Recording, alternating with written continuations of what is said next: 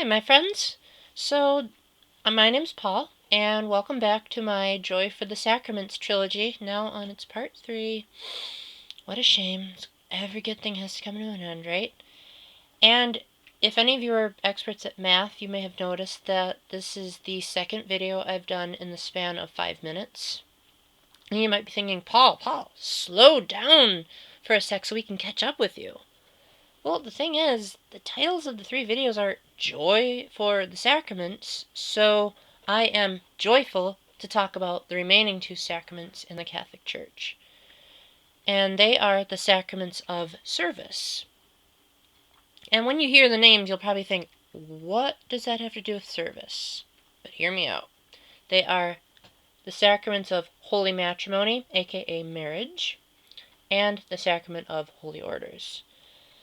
So if you've never heard of holy orders before, it's basically the sacrament in which the laying on of hands is done by a bishop, which if you recall, bishops are the descendants of the original 12 apostles, handpicked by Jesus Christ himself. They're transferring that authority of the Holy Spirit onto other holy men, and then they transfer it onto other holy men, and so on and so forth, until we have the present day leaders of the church.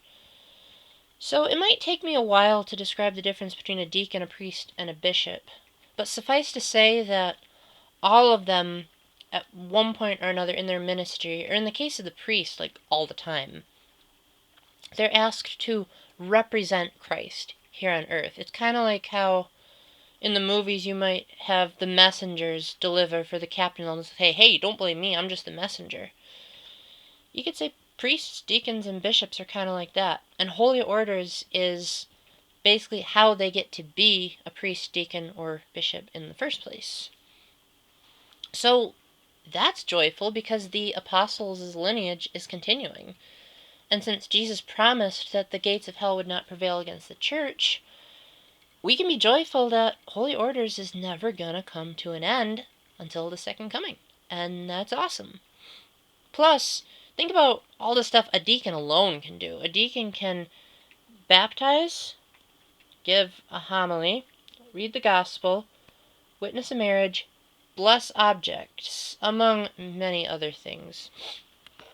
That's just a deacon. Imagine how great a priest's role must be. And as for the sacrament of holy matrimony, I think most of you kind of get the picture of why matrimony's a big deal. You know, it's a man and a woman. Yes, a man and a woman.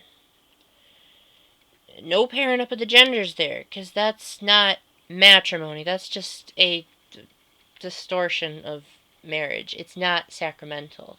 In the Catholic Church, marriage is between one man and one woman. They are baptized, and they also come into it freely, without deceit, and with the intention of being together until death do they part, and they are willing to have children, or, if they are infertile, be some kind of parent figure in another way, which I'm not going to discuss that in this video, not my area of expertise. But so many couples nowadays, maybe because it's not a sacramental marriage, but there's a lot of couples nowadays that don't really see matrimony as something to be joyful about. I mean, yeah, at first it's kind of cool. They're like, yay, we can finally have sex, and yay, we can finally go on a honeymoon, and yay, we get to kiss, but then what's called the euphoric stage wears off, and then they start seeing each other for their flaws, and they're like, oh boy, did I really sign up to spend the rest of my life with this person? Well, for starters, holy matrimony, you gotta look at it a bit deeper than what it is. I mean, yes, there are benefits that come with it. Like, you get to live with the person the rest of your life. You get to have sex, which I'm sure everyone wants to at one point in their life or another. And you can have kids, stuff like that. But marriage, at its deepest essence, is the clearest analogy that God gives in the Bible of describing the relationship between him and his people. In the book of the prophet Hosea, for instance, God asks him to marry an adulteress, and he uses that physical analogy of saying, this is what you guys have done to me by forsaking me and going after other idols. You know, there are so many other bride versus groom analogies out there. I mean, even in the Gospels, you've got the parable of the wedding feast. Jesus turned water into wine at the wedding feast. Obviously, God really enjoys marriages. And marriage is supposed to be a symbol.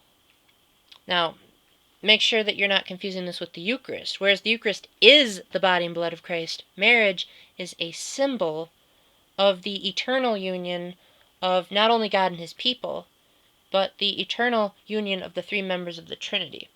Again, it's an incomplete analogy because what analogy is perfect on this earth? But it's the closest that we will have in this life of experiencing the pleasures of heaven. You could say, I've heard it said somewhere, I believe it was either Jason Everett or JP2, one of them said, like, the woman's body is a foreshadowing of the beauty of heaven itself. I mean, that's pretty amazing. So marriage is not just about the physical benefits. Marriage is also about being a total gift of oneself to another, which is precisely what Jesus did on the cross. He stretched out his arms. Sorry, this camera makes everything mirrored. It almost looks like he wants to hug you, doesn't it? And he says, I am laying down my life for my people, which is exactly what the husband does. He lays down his life. I mean, oftentimes an expression used for sexual intercourse is, lying with each other. Let's go sleep together. And that may sound creepy to you guys. You might be thinking, you're going to compare Jesus' death on the cross to sex? But if you think about it, Jesus' death on the cross conveys grace. It gives us new life. And we go out and we take that gift of grace and we give it to others. And so in essence, the new life continues, just like in a marriage. And that's why marriage is an analogy of God's love for us. Because God gives us grace, just like the man provides the sperm, the woman gives birth. Just like after we've received the sacraments, we go do something with the grace we've received. And that's something to be joyful about, if you look at it from that perspective, along with the physical benefits I mentioned. Anyway, that's all I have today for my talks on the sacraments. If you guys have any more suggestions on what I should talk about, especially if it regards the Catholic faith, please let me know. And until then, keep the faith, stay epic, and God bless. Bye.